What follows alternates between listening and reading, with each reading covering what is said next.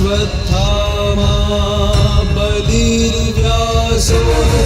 हनुमांश्च विभीषणः कृपः परशुरामश्च सप्तैते चिरञ्जीविनः सप्तैतान् संस्मरे नित्यं मार्कण्डेयमथाष्टमम् जीवेद्वर्षशतं सोऽपि सर्वव्याधि